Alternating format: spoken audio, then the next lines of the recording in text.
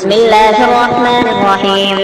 الحمد لله رب العالمين، والصلاة والسلام على سيد الأنبياء والمرسلين وعلى آله وصحبه أجمعين. أما بعد، فإن أصدق الحديث كتاب الله، وأحسن الهدي هدي محمد صلى الله عليه وسلم، وخير الأمور عبادها، وشر الأمور محدثاتها، وكل محدثة بدعة، وكل بدعة ضلالة، وكل ضلالة في النار.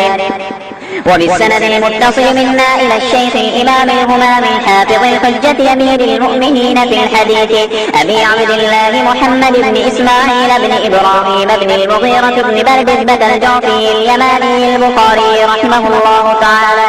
اللهم انفعنا وارفعنا بعلومهم وعلومكم أجمعين، آمين يا رب العالمين. أنه قال: حدثنا سليمان بن حرب قال حدثنا حماد بن زيد عن ثابت عن أنس رضي الله تعالى عنه وعنهم أنه قال: قال النبي صلى الله عليه وسلم: الصبح قريبا من خيبر بغلس، ثم قال: الله أكبر، قربت خيبر، إنا إذا نزلنا بساحة قوم فساء صباح المنذرين، فخرجوا يسعون في السكك، فقتل النبي صلى الله عليه وسلم المقاتلة وسبى الذرية، وكان في السبي صفية فسارت إلى لحية الكلب، ثم صارت إلى النبي صلى الله عليه وسلم فجعل عتقها صداقها، فقال عبد العزيز بن صهيب لثابت: يا أبا محمد، أنت قلت لأنس ما أصدقها، فحرك ثابت رأسه تصديقا له.